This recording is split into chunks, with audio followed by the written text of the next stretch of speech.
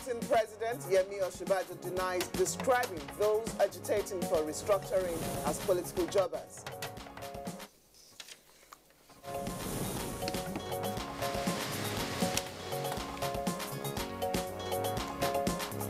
Senate cautions protesters demanding resignation of President Muhammadu Buhari to stop heating up the polity.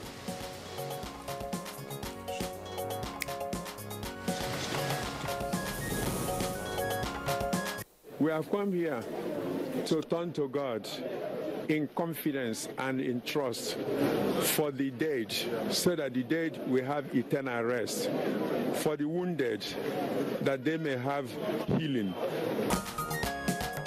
Catholic Church holds funeral mass for victims of Sunday Church massacre in Ozubulu, Anambra State.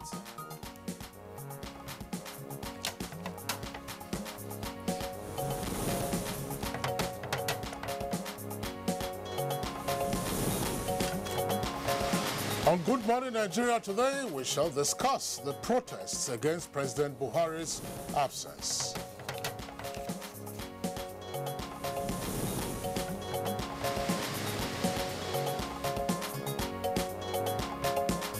We will also take a look at efforts to develop smart cities in Nigeria.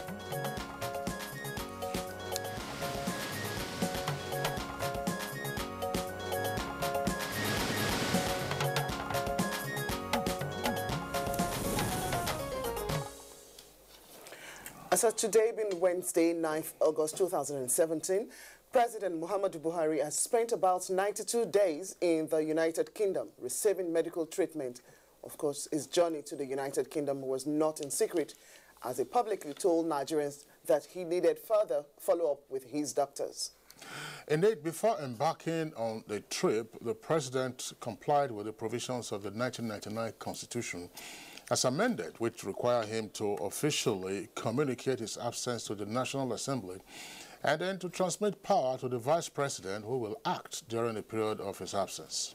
Quite right. It's also to public knowledge that the President has received several delegations in the United Kingdom, ranging from the acting President, officials of the ruling All Progressive Congress Party, that's APC, the Governors Forum, and lately the Archbishop of Canterbury, Justin Welbeck, who have all expressed joy on the rapid recovery of the President, attributing it to the prayers of Nigerians. However, recent protests by a group of Nigerians demanding President Buhari either returns or immediately resigns, having stayed away for over 90 days, have, of course, elicited reactions from a cross-section or indeed a wide spectrum of Nigerians. Now, the presidency has reacted by describing the protest as an exercise of fundamental rights of citizens to express themselves, but also condemned it as a totally unnecessary venture, and that of which is capable of heating up the polity.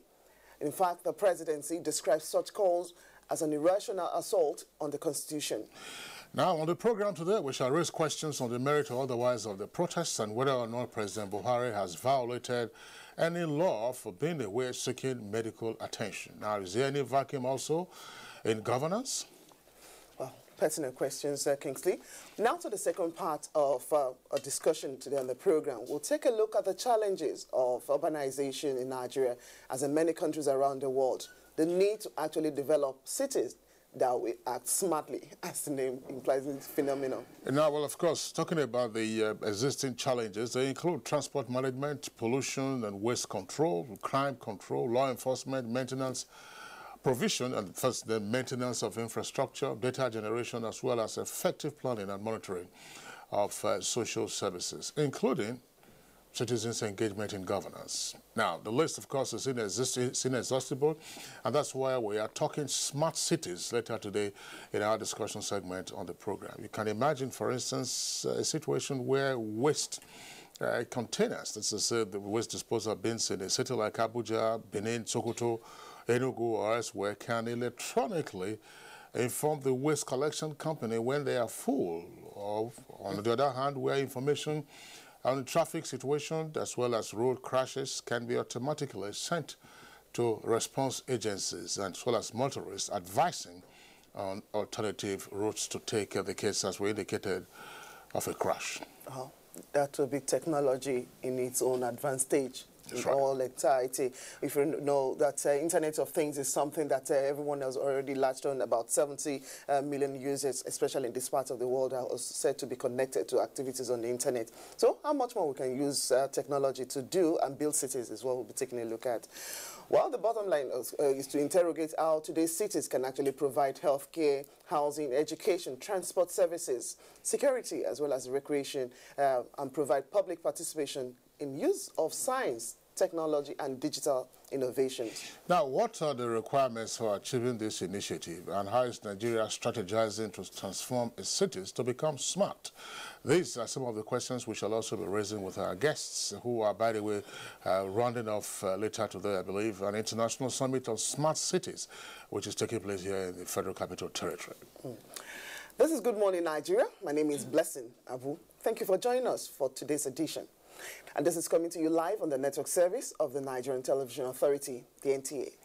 My name is Kingsley Osadolo, and I join my colleague Blessing and also welcome you to this edition of the program, in the course of which we shall have our regular companion segments. In the meantime, we are going over to join our colleague right here with us, Ronke Kolawole, for the morning news. Hi, Ronke. Hello, Kingsley. Good morning, Blessing. Good morning, Ronke. And welcome to the news. Acting President Yemi Osinbajo has expressed surprise at the news reporting Chief Ayo Adebayo as saying he described those agitating for restructuring as political jobbers.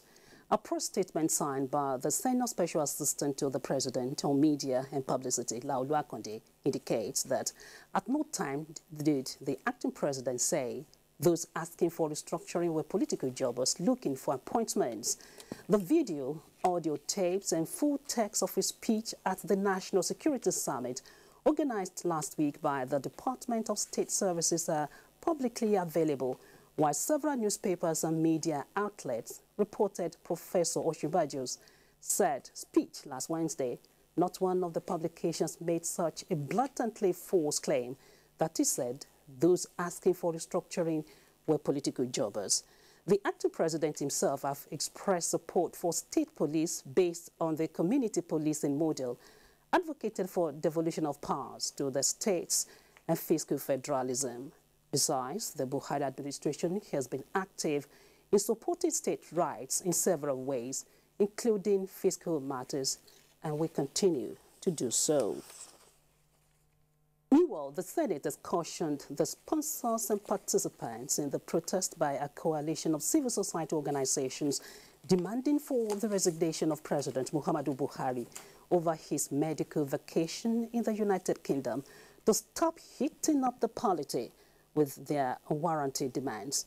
In a statement, Chairman Senate Committee on Media and Publicity Affairs, Dr. Aliyu Sabi Abdullahi, the Senate said the protesters were only creating unnecessary tension in the country and seeking to divert the attention of the presidency from the economic and security issues which are being tackled with vigor. The Senate noted that the president had complied with the provisions of the Constitution, which stipulates that he must hand over to the vice president and duly inform the two chambers of the National Assembly about his medical vacation. To other issues now, the Nigerian justice sector has continued to seek ways of entrenching a system that will protect and promote human rights and fast-track the country's economy. A three-day national summit on justice got underway in Abuja to chart a new course for effective justice dispensation. The policy, in broad terms, is expected to set out a common vision and provide the guidelines for promoting an effective and efficient administration of justice. The objective of this policy is to close the gap. Ordinary Nigerians should see justice services delivered to them in a way that is satisfactory and meet their expectations. The largest congregation of Nigerian engineers, Korean Assembly, has been held with a call on government professionals to practice engineering according to acceptable and prescribed standards, abiding by the ethics of the profession. Representatives of Acting President and Minister of Science and Technology, Dr. Obunaya Onu, made this assertion at the Assembly in Abuja.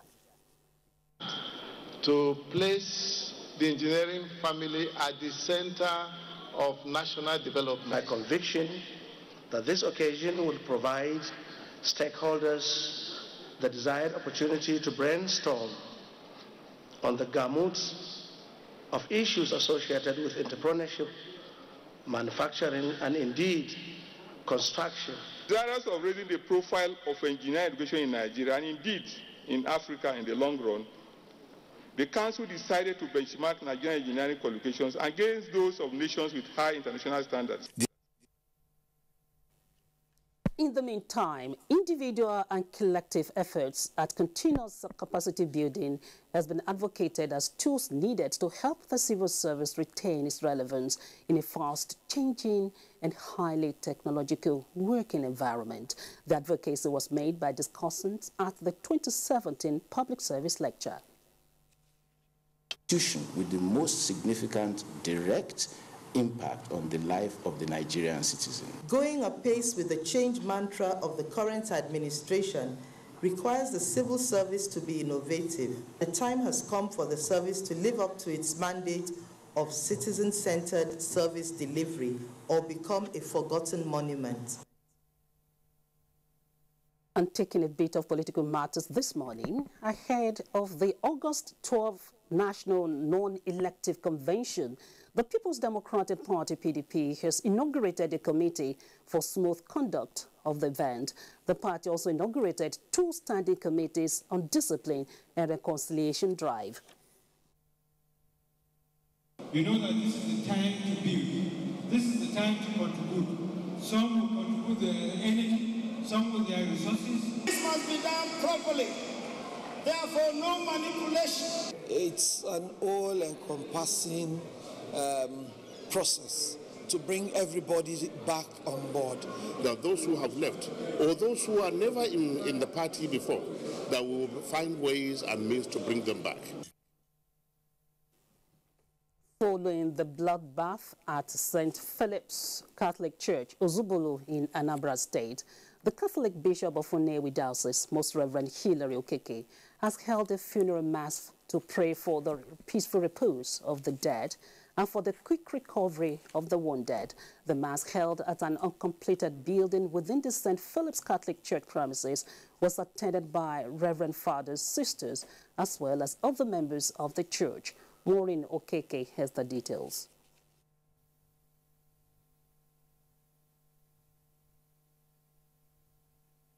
We have come here to turn to God in confidence and in trust for the dead, so that the dead will have eternal rest, for the wounded, that they may have healing, for the parents and the families, that they may be consoled and helped in every way, for the parish, that the parish will have confidence in God, and even though they have gone through this suffering, that they will still know that God has not abandoned them.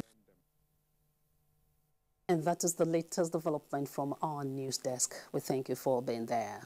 We'll not go on commercial break. Blessing and Kingsley will be back after that.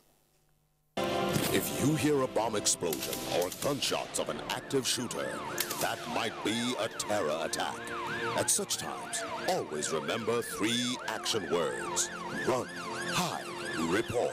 Don't try to run towards the terror scene to save the situation, because there might be a second bomb blast or another attack. Run far away and take cover. Make sure you are safe first. Yes, it is in our nature to sympathize over the hurt, but remember, only trained personnel can help in such situations.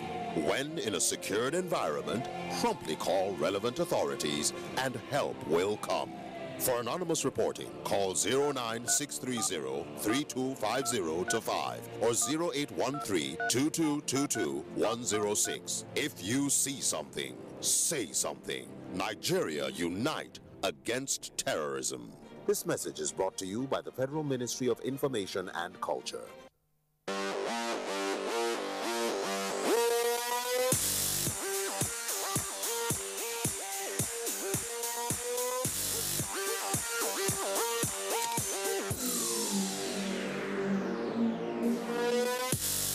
Chivita Active Fruit Juice. Unique quality blend of 6 citrus fruit juices. Want to dance? Chivita Active. Be active. Do more. Get more out of life. House of Cheese.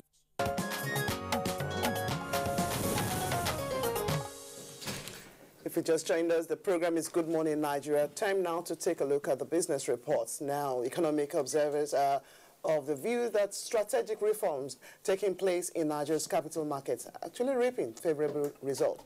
Let's find out more details with Amina Nojim. Hello and welcome to the Business News segment.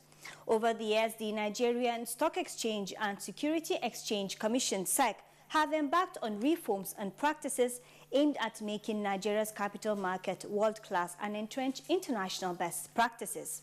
Recently, the NSE announced the launch of a new market surveillance platform powered by SMART, Nasdaq's flagship surveillance solution. The technology, among other things, is to enable the NSE to monitor market proceedings, detect and deter manipulative tendencies, gather intelligence, and carry out traders' monitoring and analysis. This is in addition to processing significant volumes of market information in real time to detect anomalies. In November 2015, the e-dividend was introduced as part of efforts to address the challenge of unclaimed dividends by investors. To make sure that we deepen the market, transparency is there, trust and honesty is being played out by both the investors and the operators. So this is the reason. And more so, the e-dividend platform, I can tell you that many investors who hitherto thought their investment has gone are reaping from their unclaimed dividend. Many people are getting their investment, that is outstanding dividend that have been declared but not getting to the ultimate investor. They are getting it right now. And the equities market opened on Monday on a bullish note as the NSE OSHA index appreciated by 0.27% to close at 37,525.38 basis points. Next is a graphic summary of how tradings fared on Tuesday.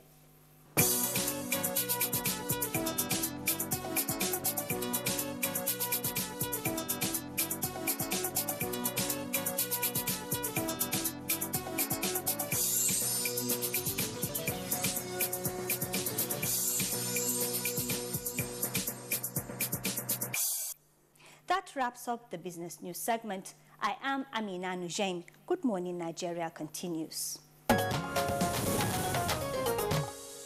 Many thanks, Amina Nujim. Up next is our newspaper review.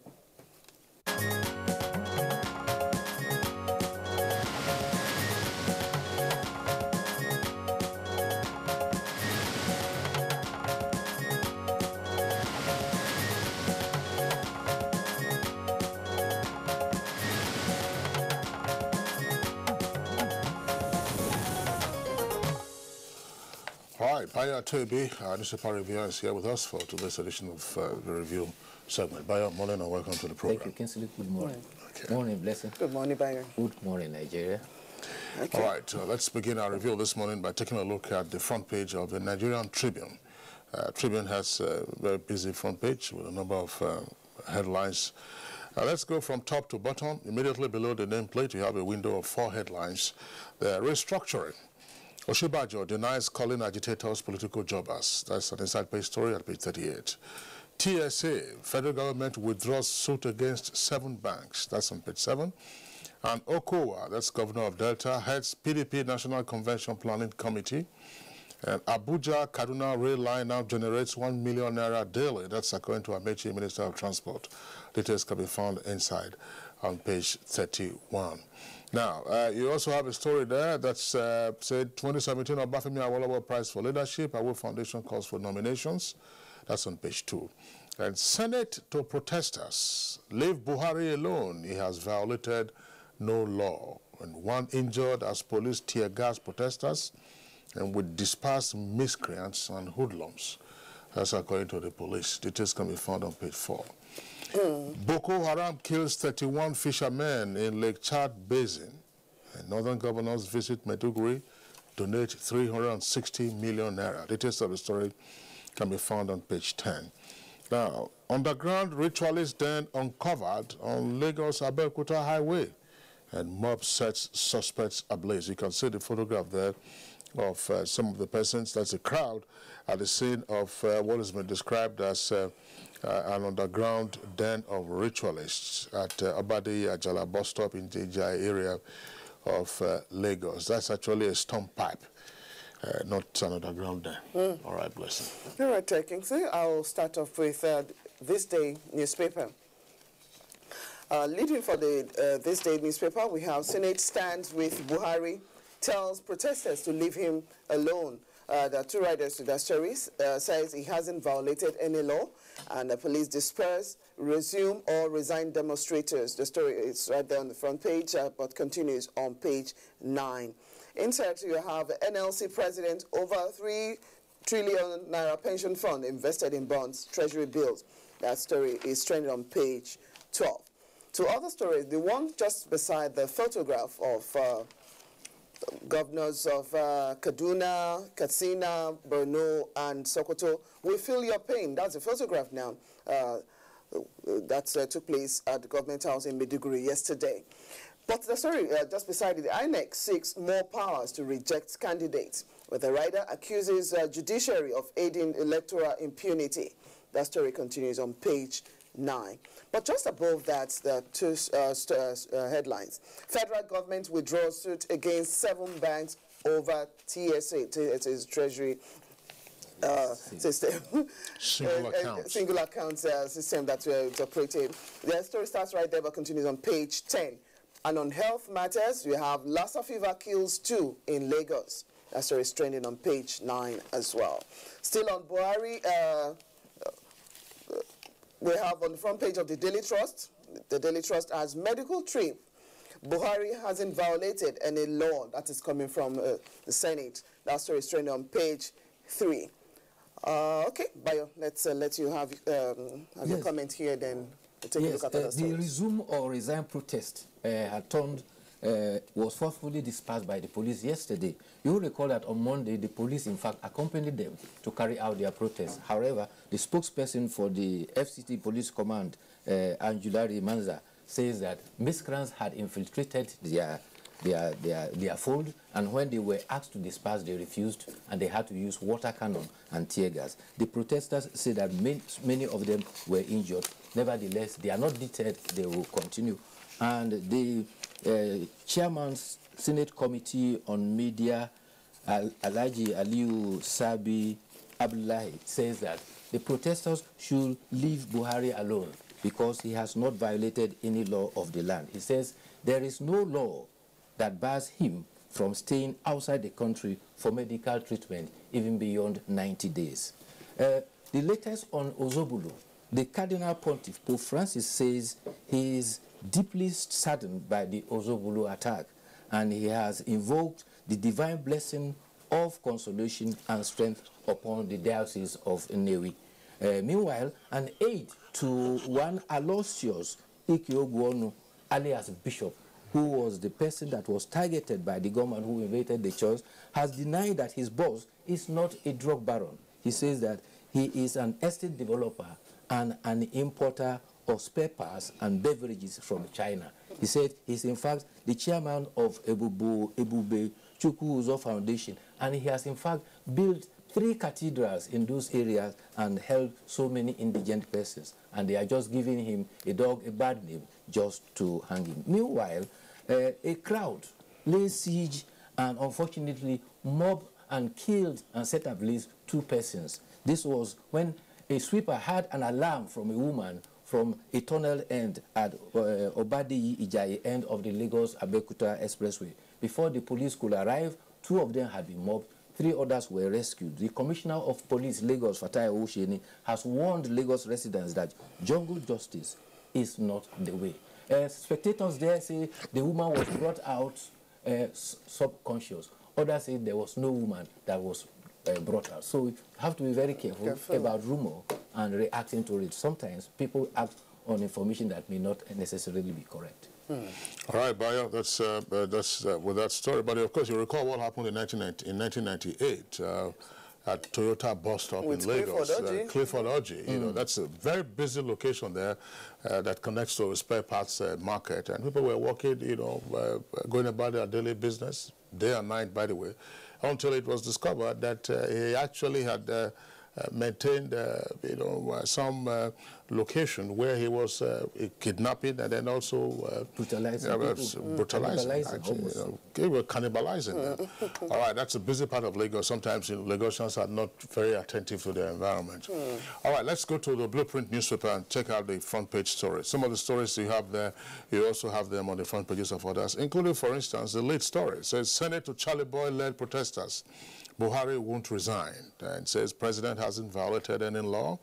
And then below the nameplate, PDP raises committee on OBJ, Atiku, Saraki, and Kwankwanso's return. That's on page 6. Of course, Obasanjo had left the party a couple of years ago. Saraki advocates employment-driven education curriculum. That's on page 14. And IPOB can't stop Anambra poll. That's attributed to Governor Obiano. Details on page 6. Explosion causes panic at MMIA. MMIA stands for Murtala Mohammed International Airport, and that's in Lagos. And then Lassa fever case 2 in Luth, and 100 staff under observation. Details can be found on page 18. At the foot of the front page of Blueprint, Northeast rebuild. Northern governors donate 360 million naira to Borno. Page 5 in greater detail. Quickly, Kingsley, there is a story on agriculture, which should have us getting worried again. Daily Trust, this story as the lead. Farmers panic over maize import.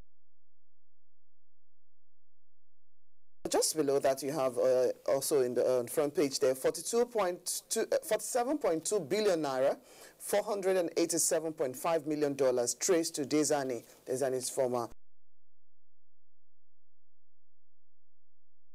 Crosses 13 trillion naira in 34 months. That's the story with the Daily Trust. Kingsley, you see how the look at the punch on the right away.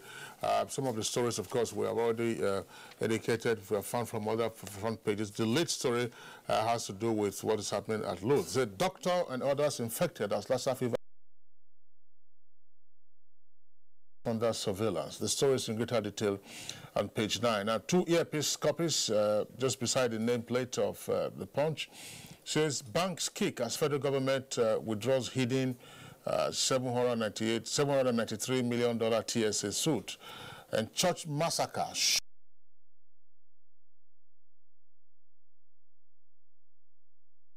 Restructuring debate important and proponents, not jobbers.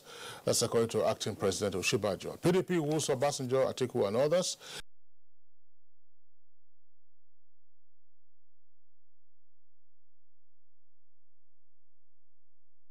You have on the front page there the photographs on the front page.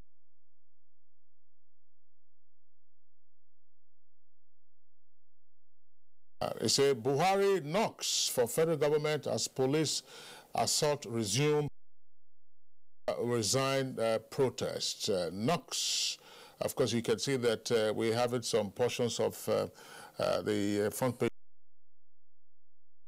Tribune is also cropping in there. But, well, of course, you have other headlines that you can see right away. Federal government will complete Lagos Ibadan Rail next week. That's according to the minister. Plus, a policeman who burgled Jonathan's house gets 7 million naira bail.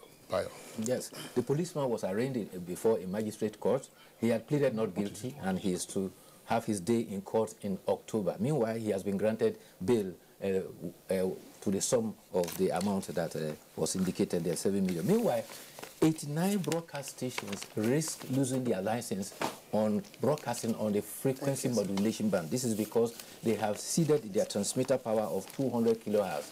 The National Broadcasting Commission had given this warning that FM stations should revert to agreement reached in 2010 during the code review at Uyo, and therefore any station that continue to transmit beyond the 200 kilohertz city-based on the FM modulation frequency stand the risk of losing its license.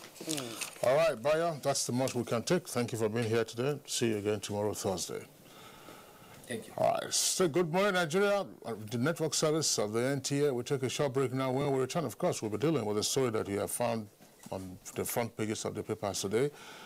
Return or resign? What are the issues?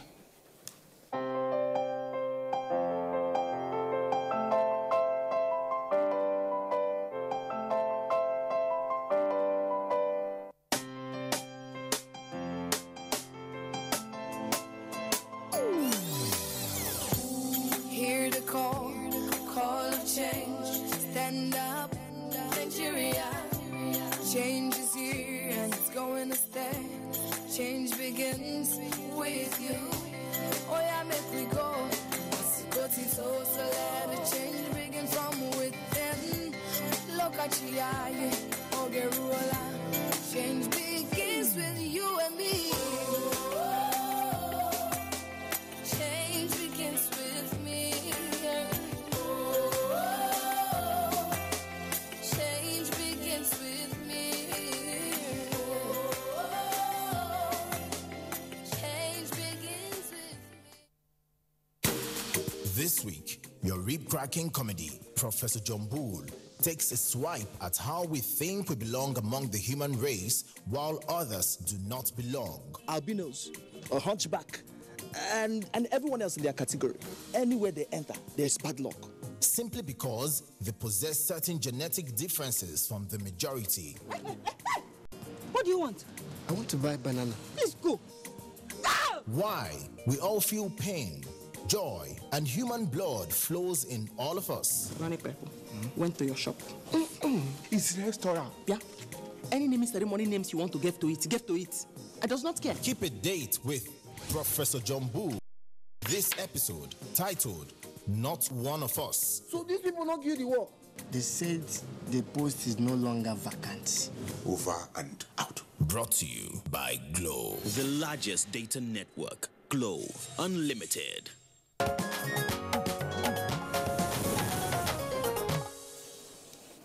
You're watching Good Morning Nigeria. Now to kickstart the first part of our conversation this morning. President Buhari has been in London for the past 3 months receiving medical attention, having earlier informed Nigerians of his intention to return to the United Kingdom for a follow-up. Before proceeding on the trip, the president complied with the provisions of the 1999 Constitution by transmitting a letter to the National Assembly, informing them of his absence and asking the vice president to act during the president's absence. Governance has continued to go on under the leadership of acting President Yemi Osinbajo, and many believe there is no vacuum and have continued to pray for the president as they eagerly await his return. The acting president, governors, APC leaders, and many others have visited President Muhammadu Buhari in London and confirmed that he is getting better. The recent protest by a group calling for the president to return or resign has therefore been greeted with mixed reaction. That is the focus for our discussion, the first part this morning. All right, Blessing, thank you very much. We have two guests with us here in the Abuja studios to discuss the protests over the absence of the president. And first, we'd like to welcome both our familiar officers on Good Morning Nigeria, the Senior Special Assistant to the President of Media Publicity, Madam Garba Shehu. Madam Garba, it's a pleasure to have you on the program. Thank you. Nice being here. All right.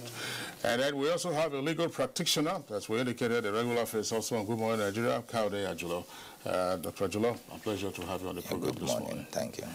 Okay, well, let's begin with Madam Garba Shehu. Of course, you were on the news a couple of days ago. We responded in the first instance to the protest when the protesters began on Monday, saying that the president should either return or resign his office. Has anything changed in terms of your perspective on what the protesters are demanding, that the president has been away for over 90 days, so he should leave, or otherwise they should return? We have been careful in our reaction to all of these things because this is a government of human rights, a democratic government. At every point, at every turn, the president and the acting president, vice president and now acting president, have counseled, have warned law enforcement all the time that lawful protests, so long as they are peaceful, they should not be impaired, they should not be interfered with. They are allowed by the law And so therefore, the problem we have with this one is that it has no basis in law, because there has to be a reason why, you are bringing this, forward. As you said in the introductory part, the president has taken all of the steps that are necessary, that have been prescribed by the constitution of this country, which is to say that he has handed over power, to the vice president, and the National Assembly has been duly, informed. And so therefore, government runs, no vacuum, and that there's absolutely nothing that is wrong that people should start complaining about. All right, Madam Shehu, you also, in part of your response, at least while taking a look at what the protesters were seeking, you said they were actually expressing the freedom of expression, which is part of the Constitution as well. But would you say they have crossed the line in any way with this protest by asking, where is our president? They crossed the line because the basis for the protest itself is absent in law. I'm saying that the freedom of expression allows the expression of views through protests, as they have done. The problem is that we have seen that this is a protest that is motivated mainly by motives that are selfish and political. The constitution of the country is quite clear about what ought to be the process. The president has done what is right, as I have said a short while ago.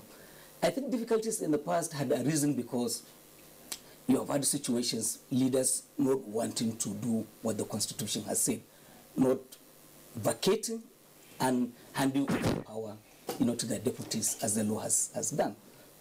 This is a president that is entirely different, law-abiding leader, and he says, this is what I want to do, and he has taken leave. So the vice president has filled in as acting president. Government is running fully. All of the ministers put in place by Mr. President, all of the chief executives of the government agencies are running, their own organizations. Parliament we just received a huge backing from them. They weighed in on the side of the president yesterday. So there's nothing other than to say that perhaps people just, want to make maybe some noise for the sake of it. All right, Madam Gabashew, thank you very much. We'll come back to you later on in the course of the conversation. Kaide Ajulo is what Madam Gabashew indicated, that there is apparently no basis in law for the demand of the protesters who are saying, look, President Muhammadu Buhari return or resign. What is your thought? Well, unexpectedly, I think I have to go with him in this situation, because we are talking of constitutional situation. We are talking of what the Constitution provides for.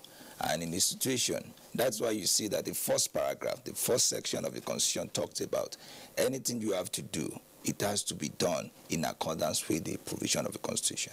And that is why, though Malam Shehu Garuba may be, at least being a politician, may be a little bit lenient with words, but we have to be sincere when it comes to this, particularly when you're asking that the president must resign. The question we should ask is this: where is the basis? Where is your foundation? I believe those who are making this, they seem to be misguided and wanting to really explain the position of law to them. As it is today, we have the president, we have an acting president.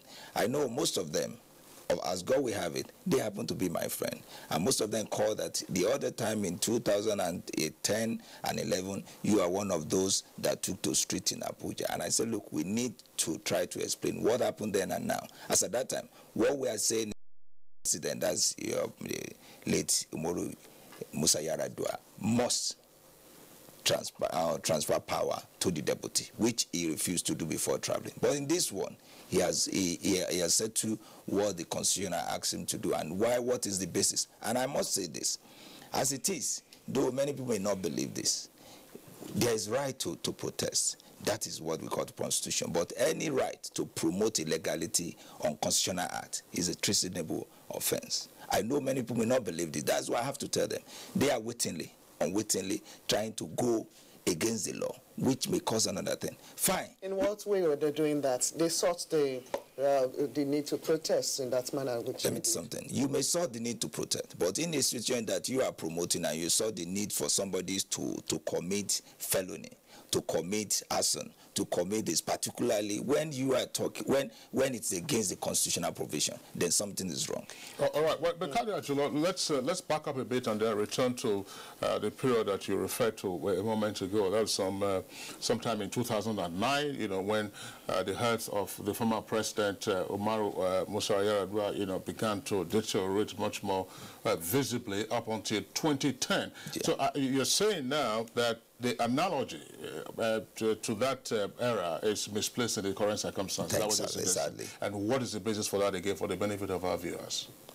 That's at that time? Yes. No, what is the basis for stating that the analogy to the Yar'Adua situation is misplaced in the current circumstances? Okay, like I put it, during the Yar'Adua, he went for medical vacation as this scenario. But as at that time, the constitutional provision, particularly Section 145, is to the effect that for you to go to leave the country, particularly within such scenario, you must transmit your letter to the National Assembly, which Umaru Musa Yar'Adua refused to do as at that time. And what we did... Well, he didn't do. He did not do. Declined to do. He declined to do that. There is no any letter transmission. And you know that one nearly caused constitutional crisis where we're asking who is not acting, where the power lies. Is the president needs to be running Nigeria from abroad and so forth. But in this scenario, and that is why we took to street to raise the issue that you must transmit that power. And you can see what really happened. That's why we have this doctrine of necessity that the day was saved by the National Assembly as at that time. But in this instance,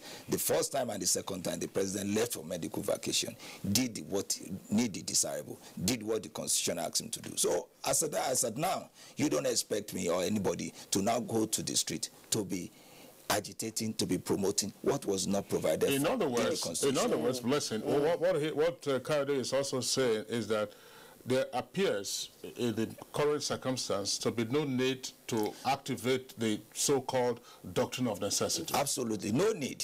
We have an acting president who is running the affair of the country. We have the executive, the cabinet running it, and that's at now. Nobody has complained. And that's why I'm saying anything. If there should be anybody to complain about this issue, must be from the cabinet, that's the Federal Executive Council. That is what the Section 144 talks about. But as at now, they seem not to be doing it. The reason why they have not done that, I may not know. Maybe once they are satisfied, I think that is why they have that constitutional power, and only them, nobody else, not me or you. All right, Mr. Ajula, the beauty of democracy, at least following what the Constitution prescribes for us. Now, is there a time limit for the president's resumption? Having transmitted this letter to the lawmakers? Nothing of such. That is another thing we need to get. It could be. That is why, you know, one thing is this, and we have to know one thing. We need to take recourse to some other country.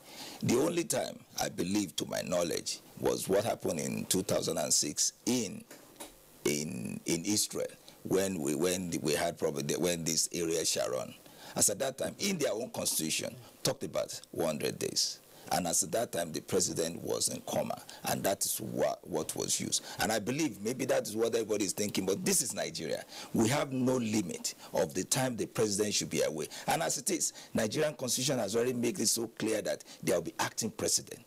Acting president will continue to act as long as when the president will return. That is, I'm not the one saying this. That is Nigerian constitution. And we have in many institutions of government today that we have acting chairman, acting this that have been running. Nobody has raised issue. Then why? I see this more as politics, which I believe it should be allowed. This is democracy. But my worry, as a lawyer, it is my duty to educate what's supposed to, but this issue may lead to criminal liability. As it is, just before we come to Garba Shehu, as you just discussed now with regard to the president, the same rule will apply to a state governor. Even though we had seen sometime in the past, not in recent years though, but at the early stages of the Fourth Republic, when some governors, on account of the frosty relations they had with their deputies, whenever they were proceeding on vacation, they handed over to the speaker. We had all those kinds of illegalities. But is it material? again, to go back to the Yaradua instance that happened slightly under 10 years ago, because at the point, before the protesters poured onto the streets, and then we had the doctrine of necessity enacted by the National Assembly, the president appeared to have been incommunicado. And when he signed, that's the President Yaradua, when he was alleged or believed to have signed some documents, now the documents did not appear to have been under his hand. It seemed to have been some, pre-prepared signature or something. Those were the issues that we had to deal with at that time. But the question is it material on this occasion that at least from time to time, President Buhari has been seen by a number of delegations coming from Nigeria and elsewhere in the UK? Well, I wouldn't like to address that, and I have my reason. Because as it is, I even believe that it's an overkill as at now to be expecting the president to even be seen, to be talking, or to be doing anything. Because with that constitutional provision, once you are just stepping aside, your acting president is there to do whatever it is. And that is why, even as at that time during Yaradua, even if Yaradua is incommunicado, as you mentioned, but at the end he has done the needful, he has really transferred the power to the acting president. I'm sure somebody like me will not go out to really demand that where is the president, because you can't have two chief executives at the same time. As at now, acting president is working. Acting president is in charge. And the president, do I believe as a politician, he needs to communicate with his people. He needs to let them know that he is. But I'm sure the constitutional provision never really asks him to really do anything as at now, until when he returns. All right, Mr. Gino, thank you very much. Let's get back to Malam Garbashew. Now, you were talking, you made mention of issues being politicized in one way or the other. Issue of the president's medical status. There have been some kind of gap in communication about the actual state of that's actually fueling this agitation or giving this political outlook to this issue.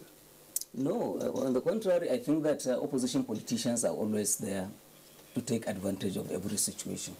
And they see an opportunity, and which they are using to kind of mislead the people. Otherwise, focus ought to have been on an important precedent, I will call it, even though Mr. Ajulo has said eloquently that the Constitution has said this is what is to be done in circumstances such as this one. I am not aware that any president in the past in the country had voluntarily handed power to his deputy and gone on vacation. I'm not sure it is on record. I'm aware that I can report this to you, that I'm aware that a former vice president on a visit to the acting president had said, I served the president for 6 years, and not once did he, vacate the office to allow me to act on that particular occasion. And so therefore, I think that the president has, as I said, set a precedent. It's something that ought to be commended, appreciated, and carried forward as a practice. However, as I said, the opposition is there to project us as failures. If they say we are successful, then why do they seek to supplant us?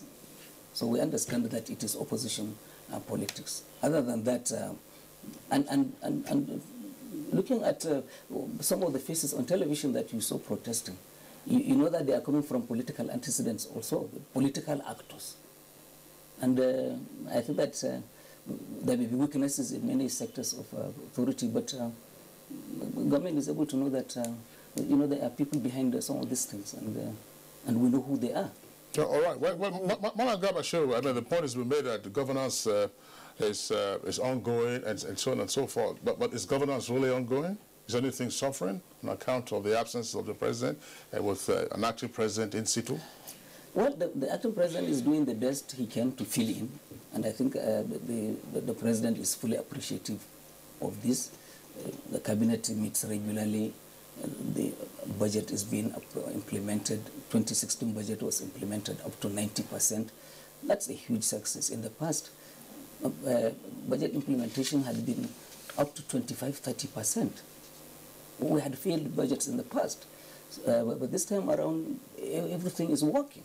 So, are we missing the president? Yes, we are missing the president. We would love he's here with us, and we hope he will soon be with us. He's a leader, a father figure, and the father of the nation.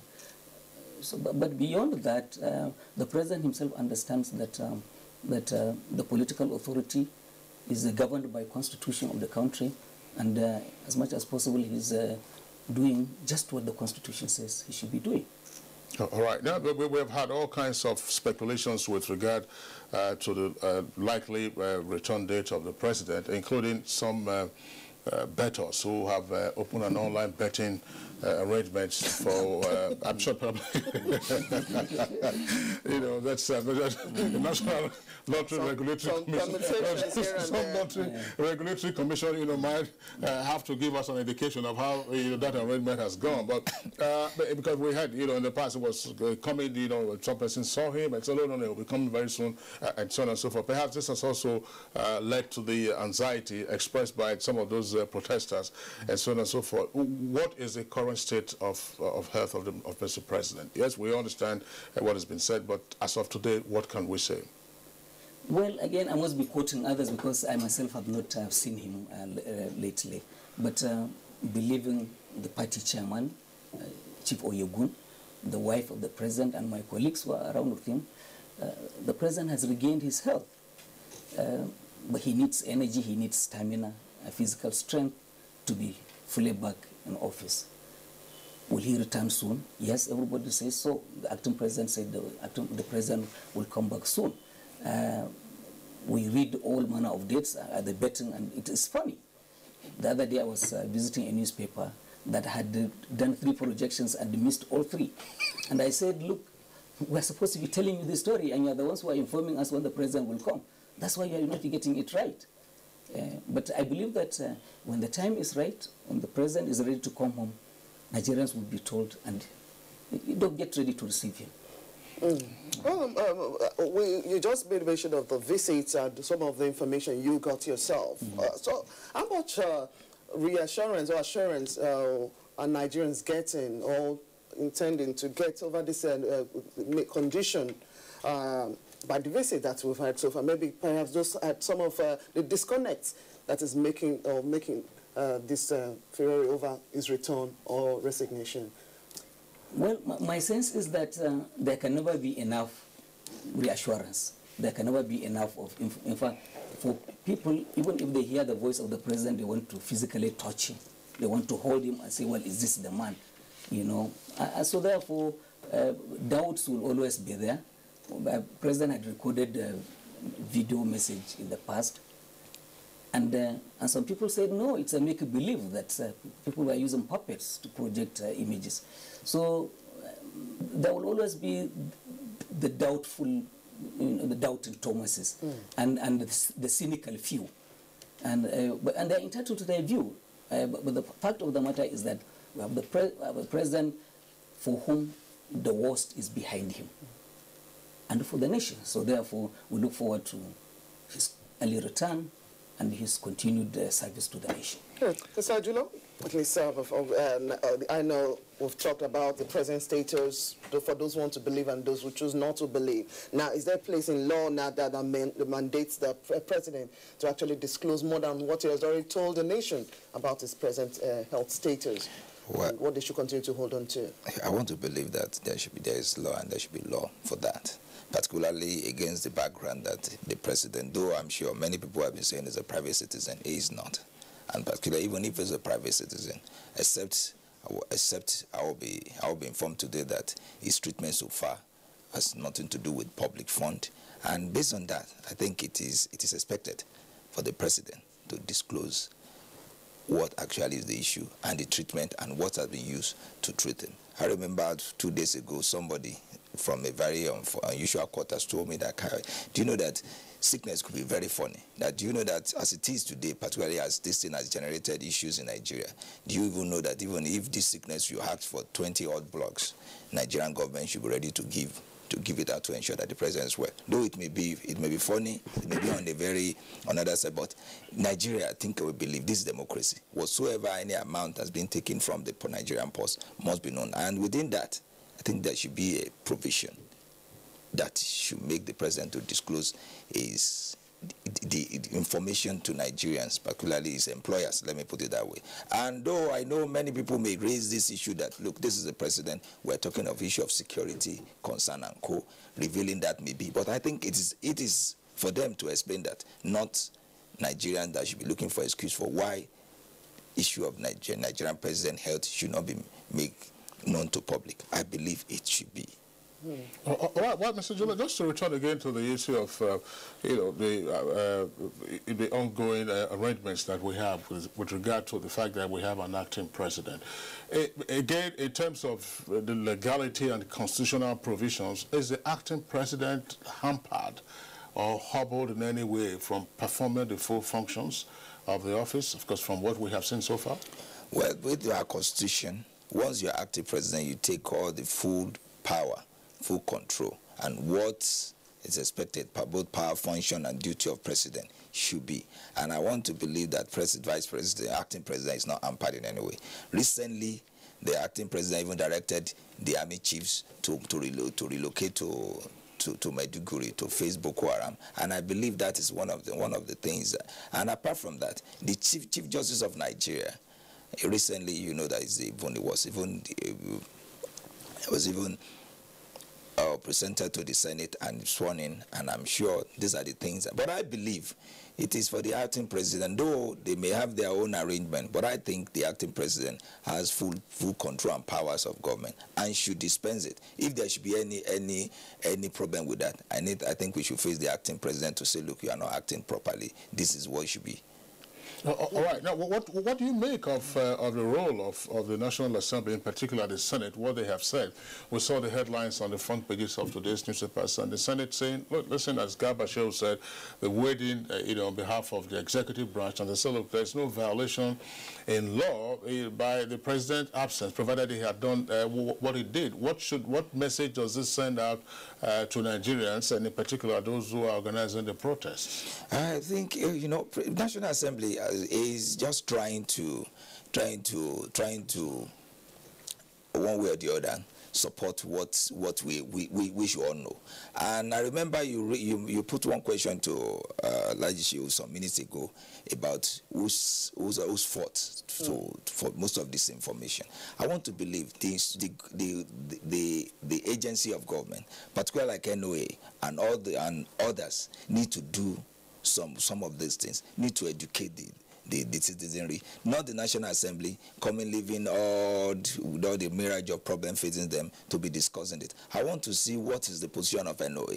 Unfortunately, I must say this, I'm not this morning as I was discussing that I'm coming to NTA, and you won't believe my wife was even telling me that, but we have this 90 days clause. I said, where did you say it? You have been with me for long. You're supposed to know. And if such a person should not know,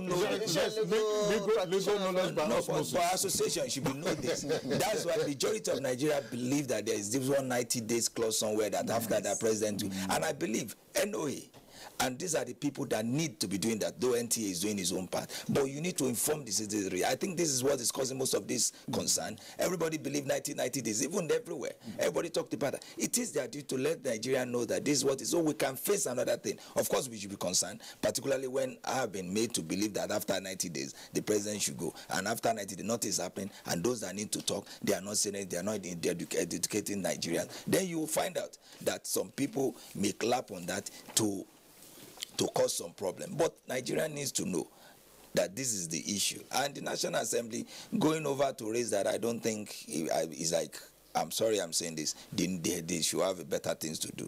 All right. People voted them in as well, so they should be responding to one of those constituents. All right. From our viewers, we have reactions already. We'll quickly run through the tweets and we'll wrap up with this discussion. From Mike Anyoko, we have this tweet. President Muhammadu Buhari has not violated any law of the land as Chief Executive of Nigeria. It only handed over to Vice President. He is human and can fall sick. My concern is that the presidency did not handle the matter well. Everything was shrouded, I think, shrouded in secrecy, leading to fake news from opposition. Now, Dele Jack Solomon has this tweet. Nigeria's constitution calls for a president to be fit and in charge, and the masses have the right to protest his long absence with clear motive. Now, President Buhari duly handed over power to his Vice President, Yemi Osinbajo, via a letter transmitted to the National Assembly. The Vice President is performing, no need for protests. From Sani Michael Omakoji is this tweet: in advanced democracies, peaceful protest is used as collective bargaining for good governance, and there is nothing wrong with it.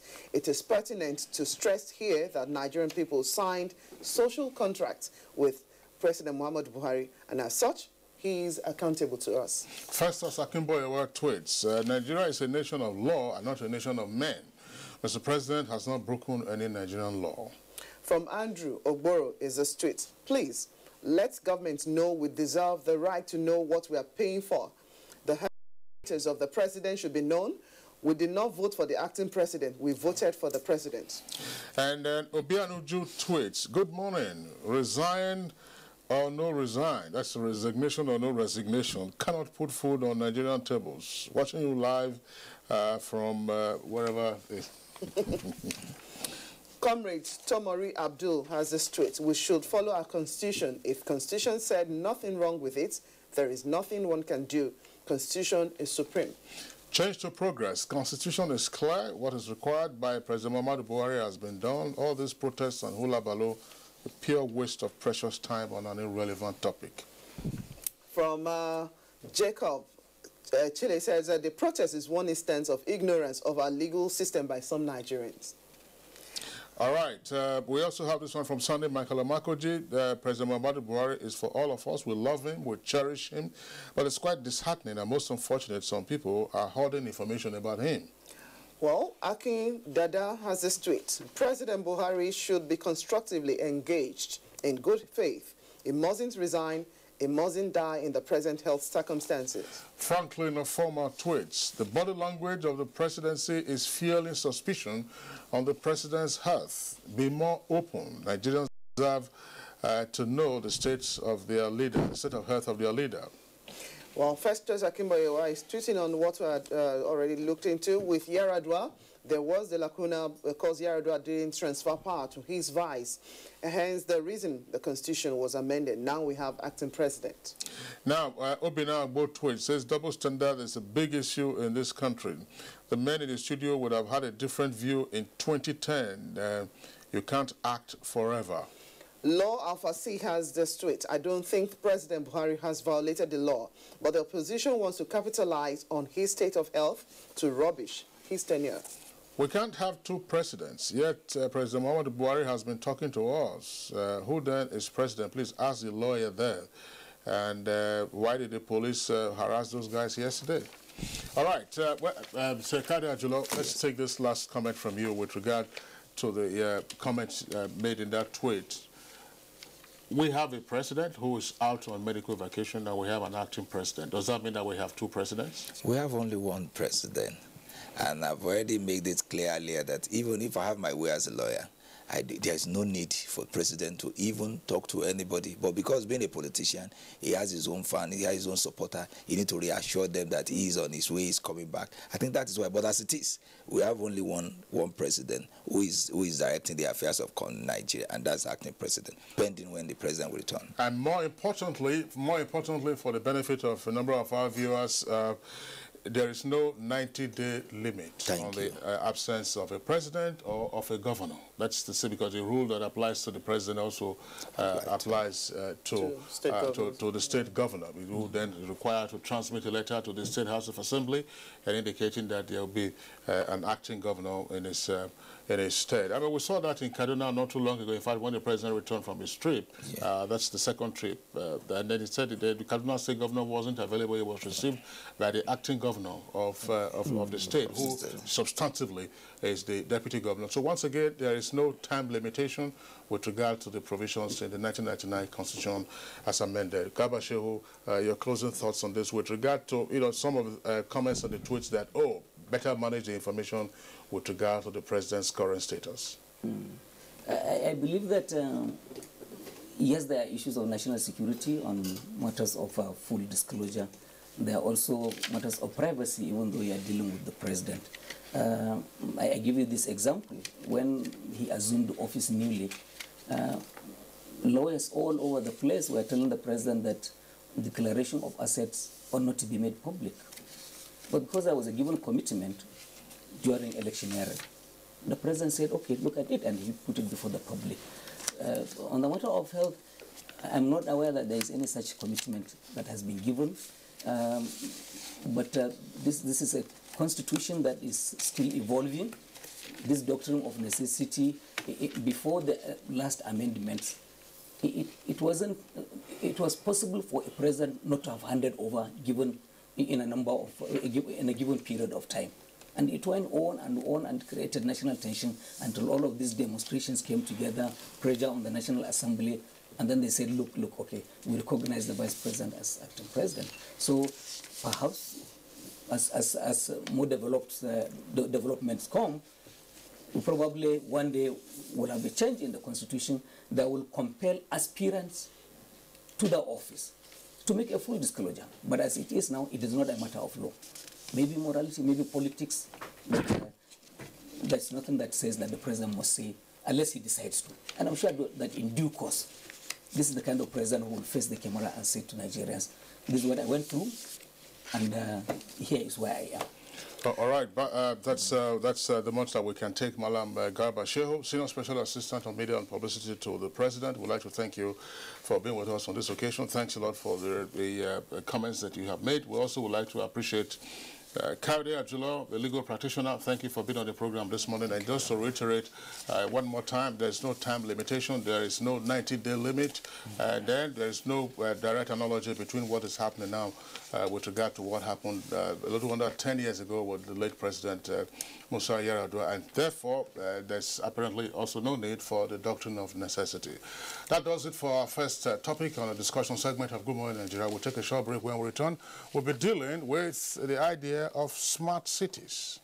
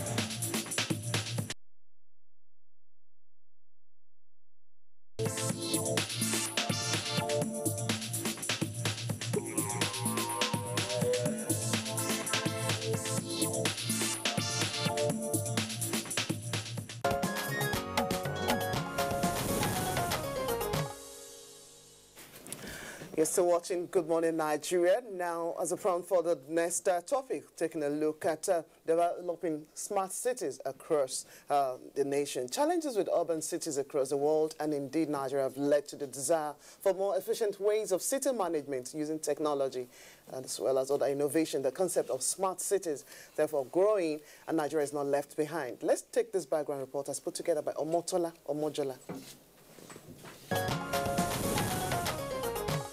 Population growth and massive rural-urban migration is a major challenge for cities in many parts of the world, where available infrastructure is put under severe pressure.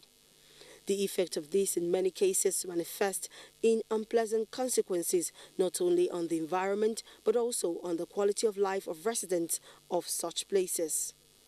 These leave city administrators in difficult situations trying to find solutions to make life easy for citizens of affected cities. To tackle the problem of growing population and urban migration and the challenges attached therewith, there have been different measures to create habitable, efficient and friendly cities. This has led to the emergence of the concept of smart cities, where science, technology and innovation is deployed to design, develop, manage and monitor developing challenges in cities. This concept means that the city is dependent on information and communication technology for day-to-day operations. The benefits of smart cities implementation are enormous, as many sectors are impacted positively, such as transportation, healthcare delivery, education, amongst others. Nigeria is on the path of adopting the technology of smart cities, but considering the peculiarity of the country in terms of challenges with power supply, infrastructure deficit, low level of ICT deployment, poor maintenance culture, and environmental challenges, how feasible is the proposition? What are the issues to be dealt with, and what plans are in place to achieve this dream? These are questions guests on the program will provide answers to shortly.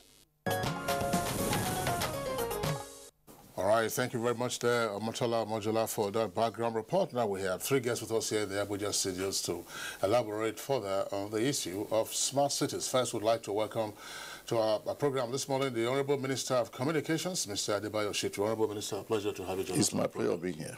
All right. And then we also have joining us on the program today, that's Sir Demola Oladekomo, who is chairman of Smart City. Chairman, Smart City. Sir Demola, pleasure to have you on the program this morning. Thank you for having me. All right. And then, Blessing, we also have another guest with us, is Dr. Hamadu Toure. Dr. Hamadu Toure is Executive Director of Smart Africa Alliance, and he is the former Secretary General of the International Telecommunications Union, ITU, based in Geneva. Dr. Toure, a pleasure that you're on the program this morning. Glad to be here. All right. So let's begin with the Honorable Minister. Let's we listen to the background report. And what is a smart city? Thank you so much. The concept of smart cities arose out of developments of cities and of communities and of settlements. You would observe that when there's urbanization, challenges arise, challenges of overpopulation, challenges of inadequate infrastructure, consequently challenges of threats, either threat of, explosion, human explosion, or challenges of, too much go-slows, inefficiencies generally, and of course there would also be challenges of competition. If a city is not smart, if a city is not being run efficiently, if a city has blockages and all of that, the possibility of it having, investors coming in, to invest would be, completely reduced. So the whole concept of, smart city is to ensure that cities become efficient. Transportation goes on smoothly. There's, power supply regularly.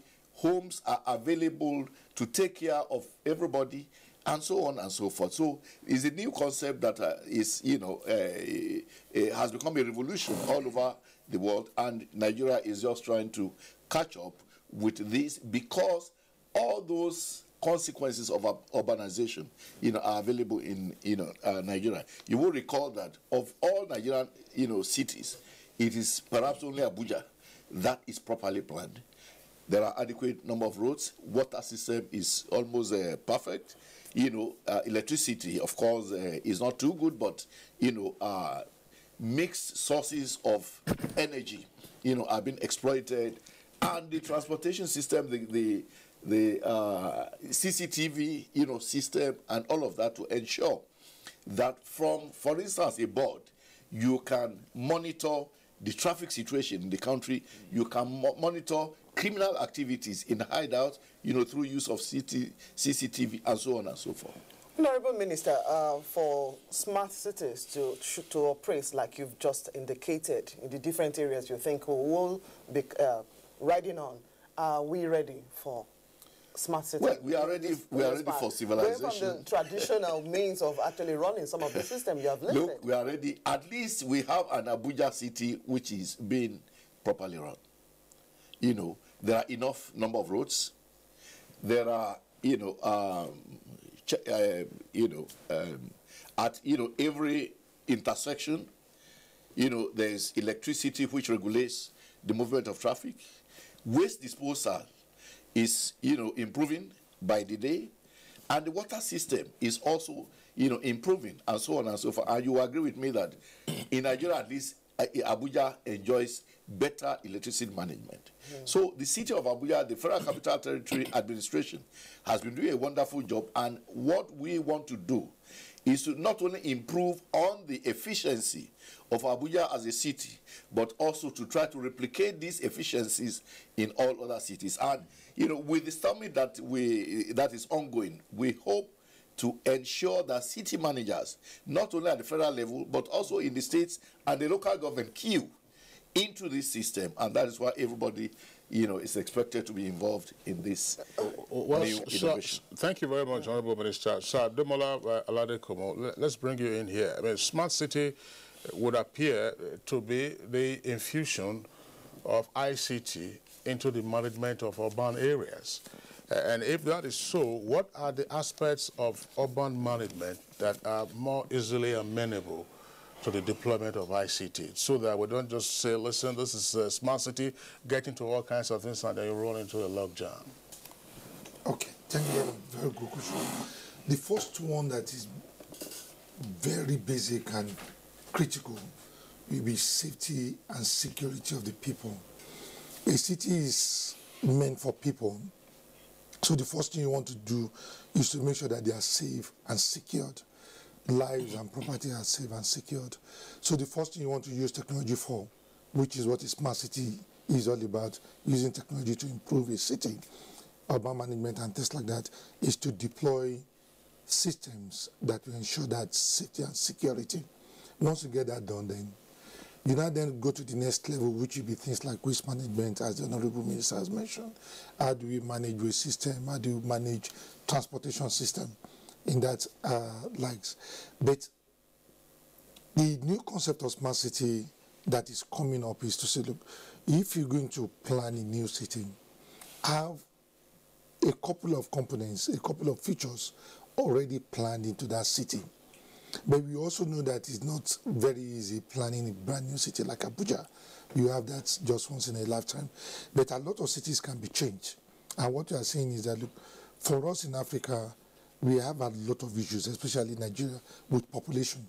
By 2050, Nigeria is going to become the third largest population, the most populous country in the world. How are we going to manage our cities? So what technologies are we going to be using? And we're saying that today we must start planning those cities. Today we must start putting those technologies in place for our mega cities, Lagos, Abuja, Kano, Ilorin, and Co. And these technologies we must start today. We're already becoming a little bit too late in putting these technologies. How do we safeguard human lives and properties? How are we ensuring that security from terrorism, gang wars, and things like that are curtailed? How do we manage waste? How do you manage even earth, transportation? A lot of technologies are coming. What are we going to be doing towards ensuring that we use those technologies to ensure that our people have good quality of life? Well, what is, when you talked about planning new cities, and of course, as you indicated, the FCT, 41 years old this year, it's, of course, the first of its kind in the country. There are other cities that are well laid out, but unfortunately, they suffer from acute infrastructural challenges. What role would ICT play, for instance, in leapfrogging into a smart city with regard to urban renewal? There are some dense locations in some of our cities. What role can ICT penetrate the management of such locations for purpose of renewal? Very good one. I like to bring in a technical term called polycentric planning. You already have these cities populated. Lagos, Ibadan, Ilorin, and we have quite a lot of them in this country. What you need to start doing now is to plan suburbs, specialized suburbs for development purposes. So you say you take in Lagos, you want to plan the kind of thing we are doing in Lagos, a smart city in Lagos, whereby you take out the markets out of the central communities and you take them to the suburbs, just about 10, 15 kilometers away from the central city, where your infrastructure can easily get to without you spending too much money. So you have a good suburb in there, like you had the Festac city. So you create so many suburbs that you now form, you have the center in there, then you have a lot of police cities all over surrounding it with infrastructure divested. And these technologies, because they are new cities, can then be planned from day one. So your transportation system, your waste management system, security system, lighting system are all planned from day one, and that's what you need to do for Abuja. Abuja is becoming overpopulated right now. If you do not plan those sub-cities, we're going to run into trouble in another 5 to 10 years. The same thing for Ilorin, Kano, Kaduna, Port Harcourt. So, police centricity. And one major reason why we need to urgently do this is the rural-urban migration is going to become a major issue. Right now, 48% of us are living in cities. By year 2050, about 68% of us are going to be moving to cities. So city planners do not have a choice, but to take this as a major issue, not as a problem. There's a major advantage in moving our people from the rural communities to these urban areas. It makes it cheaper for the government to deploy resources, to deploy infrastructure. And then our people, you have better quality of life. There's agglomeration. That means that they have good jobs within the cities, and then the economy will improve. All right, thank you, sir, Demola Ladikomo. Now, let's bring in Dr. Hamadu Tiri. Now, this smart cities idea or innovation also stem from what's happened in Rwanda, and I'm sure we want to have a feel of what is happening on the continent as well. Well, there was the need to actually make technology part of the national development plans. That is coming from some of the areas AU leaders actually looked into towards 2063 development plan, right? Now, what is most critical? What should be most critical for nations as they actually plan this? Let's share from the Rwandan experience and what other nations are actually looking towards. First of all, Rwanda has a very good experience, and the cities are very well planned. There are smart cities is actually the main theme that Rwanda is spearheading within the Smart Africa Alliance. Each country has its flagship project, and Rwanda has smart cities as its plan. And what we can see here is that we want to have an African-wide development, creating a single digital market for Africa where we plan together, we execute together, we have economies of scale, we create jobs, and then we solve our own problems. The issues are about infrastructure. The need for infrastructure is around $300 billion in the next 10 years. You have the content development of applications, and capacity building. All of those are the 4 main pillars, and then we need to create the ecosystem that goes with that. How governments will work with private sector, how we'll bring in academia, how we'll make sure that the financing sector is also interested in this, so that we, at the end of the day, we create jobs for our citizens. So this is the overall ecosystem we are looking at within the framework of the smart cities. Okay. All right. Well, Dr. Tura, just if you have another follow-up to the two others, I want to bring in a new dimension to the conversation. The Honorable Minister of Communications, Mr. Adebayo Shitu. Now, it's smart city idea, is it solely ICT-based, or would there be other stakeholders? And if that is the case, have you had an idea of a stakeholder mapping? Who are these other stakeholders, and what is being done to get them on into this early enough so it doesn't just proceed as a silo idea of ICT? Well, thank you for this question. Certainly it's not about ICT alone. It's about town planning, it's about architecture, it's about waste disposal and waste management, it's about even electricity supply in cities and towns. It's about even the economy, getting market. Like Mr. Ladikomo mentioned the fact that, to solve the problem of urbanization, and you have to bring in poly cities, and that will mean that you have to move markets and, centers where people congregate. You have to disperse them around existing cities. That is, if you are not just building a new city from the onset. So we are looking into all of this. And like I said, the role of the federal government, and in particular the Federal Ministry of Communications, is to try to sensitize Nigerians, particularly city planners, state governments, and these professional groups, to ensure that they understand what the whole idea of smart cities are. Once we are able to infuse this into city planners at all levels, it is for them to take it on at the state level. For instance, that the role of state government include the fact that they establish, in fact, the local government's role is to establish markets and all of that, and the state governments will build roads and city planning and all of that. So it is not for the federal government to really be the one in practical terms establishing smart cities. Our own is, this is a new idea going on in the developed world, in the civilized world. We want Nigeria to key into it, and so we are bringing this concept by introducing a summit, through the summit.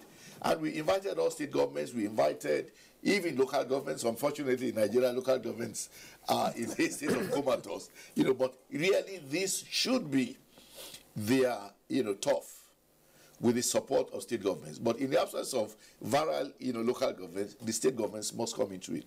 And I'm very happy to say that Nasarawa state government has really taken the lead. And I must also add that Lagos state government is also doing a similar thing. In the case of Nasarawa state, government, the governor was there yesterday to give us, an idea of the initiative. He has acquired new land, to build smart cities, divided it into 29 districts, and he plans to use one district as a pilot scheme for even the private sector to come in, study what is on ground, and perhaps adopt any of the 28 other districts to implement this concept. In fact, the private sector also has a very good idea because investment opportunities are available. If any of them adopt any of these districts, it will be for them to provide all the infrastructure. In those days of Festa, we used to hear sites and services. They get the land, the district, develop sites and services, including toilets, including markets, including, shopping malls, including even residential apartments, to be planned in such a way that it will attract new residents to come in and live in this, one of the major challenges, I'm sure you're aware of, Mr. Shetu, the Honorable Minister of Communications, is we do not appear in Nigeria as of today to have proper city managers. And so it appears worrisome that at the level of local governments, notwithstanding how they've been emasculated by state governments, because they are directly in charge of that. You have urban cities, in local governments. At what point do you then hope to bring them in so that it's not just operating solely at the level of a state governor or the state government? Well, look, this is a task for all Nigerians, not for the government alone. And I am sure at the state government level, it is the people who vote them in. Pressure must begin to mount on state governors to do things right. Pressure must begin to mount on them to ensure that the local government system is allowed to function. In the absence of viral local government, the state governments, of course, they have been taking over a lot of the jobs of the local governments. And I am happy, for instance, we have given the example of both Lagos State and Nasarawa State. They have taken the initiative by developing this smart city concept. And I want to just appeal that in the interest of our development, state governors must respond positively to this new advocacy.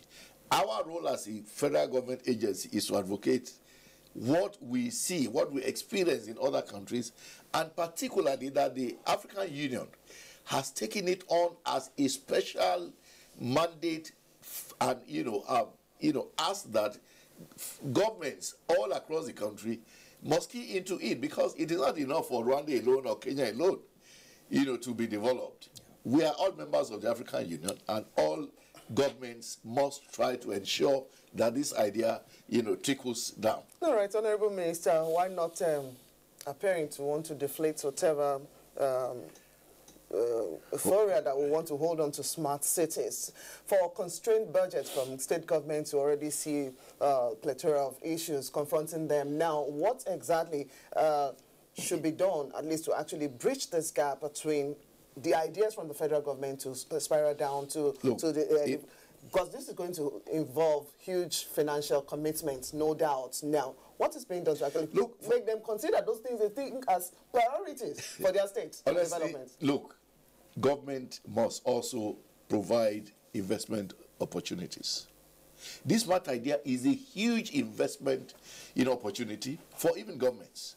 If the lands are already there, what Nasarawa State Governor has done is to merely acquire existing land, rename it as a smart city district, divided into 29, take one, spend some money to develop one, that will become an example for investors. For instance, Abuja is, the land in Abuja is already choked up. It is, being almost completely used. Necessarily, as Abuja grows, Abuja will require new lands. Residents who are coming in will require to build new houses, and they will want environments which look smart. And so it will be a huge opportunity for business, even for the state government. So I believe that Nigeria is one country where we are smart. I mean, in terms of our thinking. As this idea grows, a lot more state governments would key into it. I'm happy that yesterday, not less than 6 state governments were actually fiscally represented. And I want to believe that from the interactions, they will go back to their various states and start to try and ensure that these new ideas germinate. And is not a time-bound concept. It's a concept that we have started growing yesterday. And I want to believe that it may become a major issue in new elections. All right. Thank you very much. Let's bring in, I just want to bring in Dr. Hamadu Toure. Hamadu Toure, you were talking earlier about the Rwanda experience. What do we know about where smart cities have taken off, either on the African continent or elsewhere, and what have been the critical success factors? Well, first of all, the countries where there have been success, they have started by making a plan. In order to do anything, you got to have a plan. And they made a plan that includes everything. The ministers talked about all the infrastructure needs, but you need to also to make sure that you have all the other things that come with it. Government is planning access to schools, making sure that the e-education is there, e-health programs are also implemented. You also have the energy system, the transportation. All of those clusters needs to be implemented. Now, that's what ICT is, a cross-cutting, industry that will be interfacing with each and every one of them. It's a tool. Just like in the Millennium Development Goals or the Sustainable Development Goals, ICT is a tool for each of the sectors to develop. We need to also make sure that private sector is a key partner in this. This is an opportunity for profit making, and therefore private sector can come in and invest and make profit out of it, and in the process jobs will be created. Our task is to make sure that those programs and plans are coordinated within the whole continent of Africa, so that we have real economies of scale, so that we go fast. Africa has reached 1 billion citizens, which makes Africa a real good market. What challenges have those that have implemented smart cities, what challenges did they face in the course of growing their smart cities? The challenge is the challenge of coordination of various sectors. Who will take the lead among the sectors? That's really some of the key challenge. And wherever we have seen the head of state who is ICT savvy, or things that move fast. So each of the sectors will take the lead, but making sure that they will also coordinate so that there will be no duplication of efforts. When you need data centers, for instance, to manage all these things, you don't want each of the sector to put up its own data center. You need to make sure that security is there. We don't want every sector to put its own security. It's got to be coordinated. So all of those needs are really central coordination, and the funding, the environment that will be put in place for that private sector comes in and investing into it. The environment so that the financial sector comes in and sees it as an opportunity for investment and profit making. And there's nothing wrong with that. In the process, you will create jobs, and that's important. And we want to make sure that the applications and services that will be put in there will be designed by our youth in Africa here. We have youth creation of jobs for the youth is one of the key challenges every government is facing, and therefore we want them to be the ones conceiving the applications, the apps, as they say it, that will be used here. In your smartphone, you may have about more than 100 applications. You may be using only 10 of them. Why? Because you didn't make them, certainly, and they were not made for you. or by you, because they were made by others who were not necessarily solving your problems. If we give opportunity for the African youth to create those applications, they will be solving real problems for real Africans. All right, Saad Aladekomo, now we know different cities across the nation are already trying to tap into this aspect of technology. Of course, the Internet of Things is exposing so many young persons, as Dr. Ture had already talked about. But cashing in on our level of digital literacy to actually drive this, it's important, no doubt. Now, let's take, for instance, the rains have been pouring in torrents in the last how many months?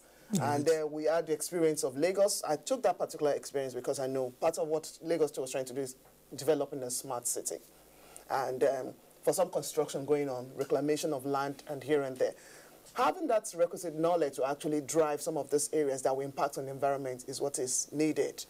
How ready and how key is this for us to actually work on this time around, just from what we're trying to look at, taking a look at smart cities? What has Lagos or some other coastal cities been able to do to achieve this? Okay, very good. These were the technologies we are discussing will come in. We have the geographic information systems that will help us to plan the cities properly. You know, one of the basic things that we said we need to do in a smart city is drainages, waste management. For Lagos, it's just so unfortunate that waste management contributed substantially onto the effects of those flooding. I mean, it was a big disaster. So the city being all smart in that line? Yes, it was not too smart, right. But then we are just starting. We know Lagos State, you know, they are very, very proactive, but we could have used a lot of technologies in planning that particular city. It's not too late. The technologies are just coming in. And we're working with Lagos State government in the city we are planning. And we're going to use a lot of technologies, just like the Honorable Minister said. The city we are planning is a 48-hectare city that we are building right now. It's going to be a model for how cities should be planned. We have 7 sub-cities within that major city. So you have one that is like the central business district. So how should the central business district be planned? Even if you are looking at waste management, you are looking at drainage system. Central business district requirement in that area will be different from residential, and it will be different from the market. However, in a situation where you have markets, you have residents, you have central business districts, all logged into one, how do you plan the waste? You see, the waste generated at homes are very different from the types of waste you have from industries, even waste from offices. Now, if the smart city concepts do not come in, you're then going to have the kind of problem that Lagos had. We need to find a way to properly plan this city. Take Victoria Island or Lekki. Victoria Island today, you can't see what kind of city is Victoria Island. Is it residential? Is it office? Is it industrial? And all our cities are like that. And that's why we are looking at polycentric development, urban planning, that we need to have specific areas zoned for specific activities, and we need to lay emphasis on enforcement. And once you start building like that, using the technologies to monitor and manage, then that becomes easy. I'd like to take on a question on how local government and the states can manage. With technology these days, you don't need to be a wizard to manage a city anymore. You have all the tools. You have the software that the command and control center, when you have a smart city, you must have a command and control center with a lot of screens. So if anybody is even having a panic attack in his room, you can actually know that person. If there's going to be flooding, your smart city technology. What power such, if in terms of energy and all of this one, what challenge we have? You're going to have, and that's part of what smart city technologies will do for you, you're going to have renewable energy. So you're going to be talking about solar, you're going to be talking about wind, you're going to be even looking at gas powered mills. Well, so Ademola, thank you very much. Let's bring in the Minister of Communications. All this idea of smart city, you know, bringing ICT get planning and so on and so forth. You've cited the example of Festac. We've also seen Abuja. Persons who lived here 20, 30 years ago would know the difference, or 25 years ago would know the difference between what Abuja was then and what Abuja city and what it is today. And those who were in Festac in the late 70s, you know, from 1978 to up to by 83 or thereabout, know what the difference is today. What, from your perspective, is the likely role of attitude and aptitude to the growth, development, maintenance, and sustenance of smart cities? Look, Honorable Minister, you are in Abuja. 6 years ago, we had CCTVs installed. They've all been accidented. You can see them at various locations, you know, broken out of joint.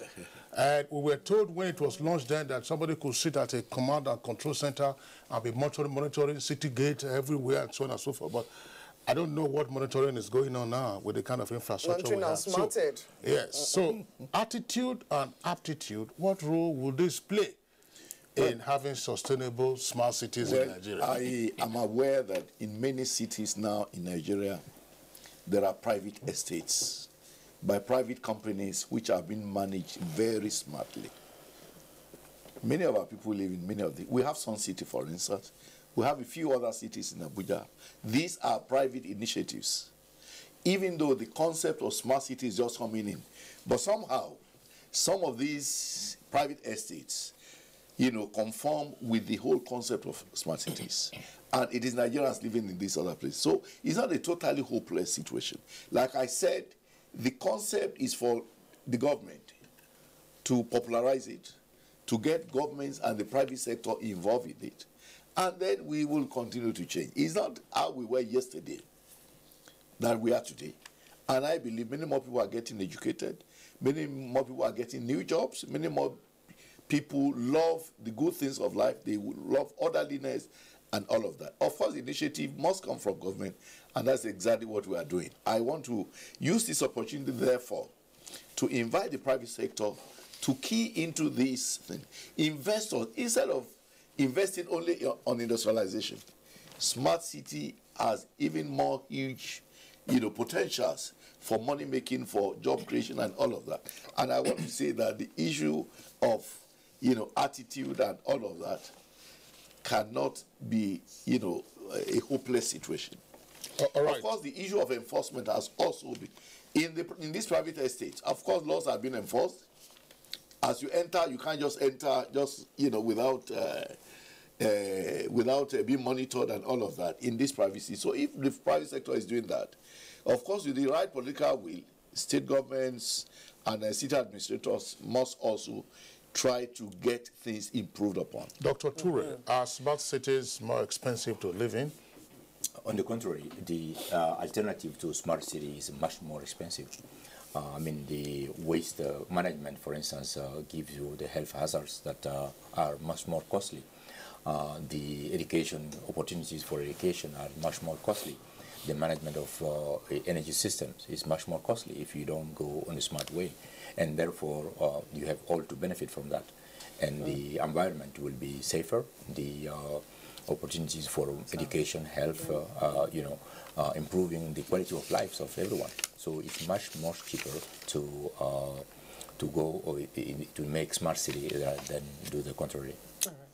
So, Alade, come on. How smart should the people be to actually live in and operate in a smart city setup?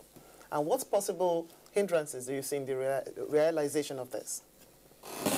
A major issue on smartness of people is we believe for Nigerians, I speak about Nigerians, we're smart enough to live anywhere. And you see the way we behave when we go outside the country, even within the country. Pretty smart people.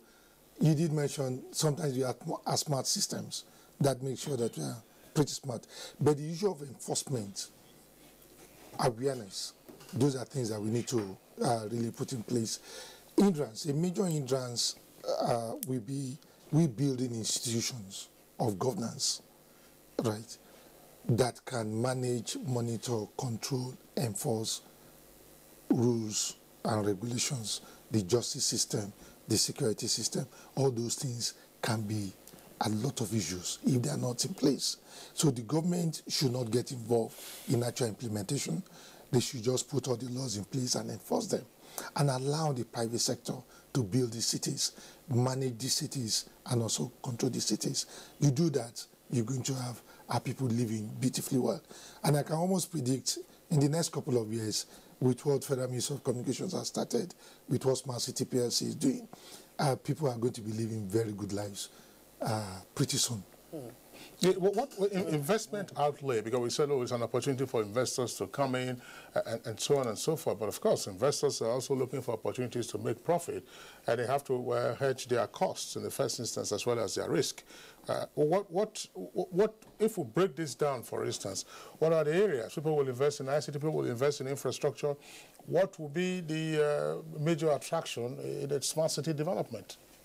It's a smart city to say, look, okay, an area has been designated as a smart city, or an area has been designated for urban renewal, or what? How does a person or a potential investor conceptualize of all of this? It's either you are in it or you are not in it. Yeah. It's either you know it or you do not know it. There's no shortcut into it. It's a very expensive game. It's an infrastructural play. It's a real estate play based on the foundation of technology.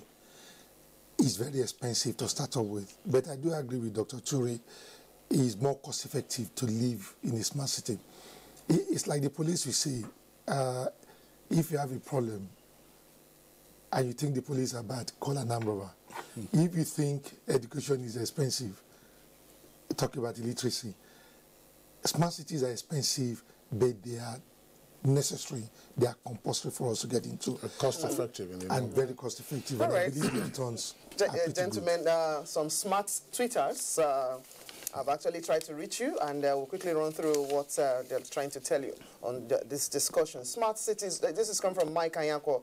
Smart cities in Nigeria is a welcome development. The technology will help in curbing criminals. It must not be an avenue of corruption by those involved. Festus Akinboyewa has this tweet: Nigeria is ripe for smart cities, if only to improve the environment, transportation, connectivity, traffic flow, and security. Smart cities are springing up around the world, and Nigeria should not be left behind, especially in communication, services, security, and the environment.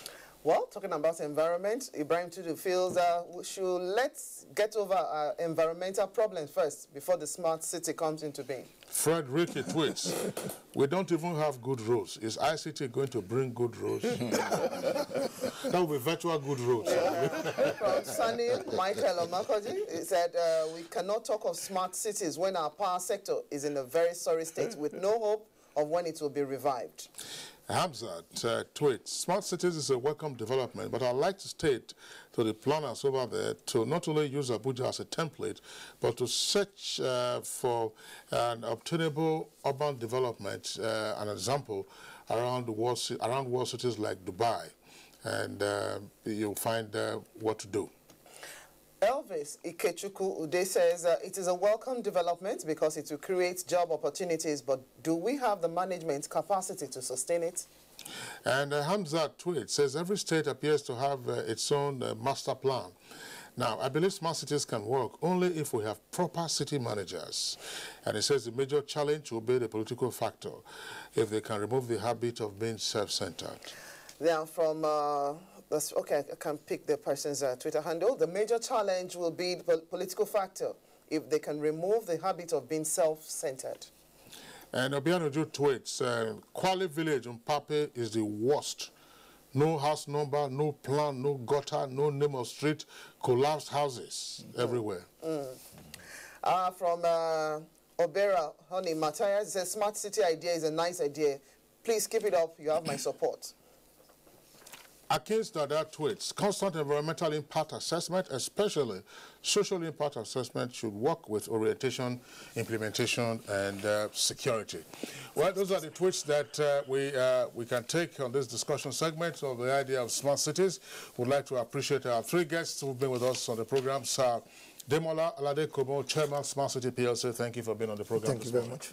Appreciation also to Dr. Hamadu Ture, Executive Director, Smart City Africa Alliance. Thank you for being with us. Thank you. All right. And then the Honorable Minister of Communications, Mr. Adebayo Shitu. Thanks for being on Good Morning Nigeria. It's my pleasure being here.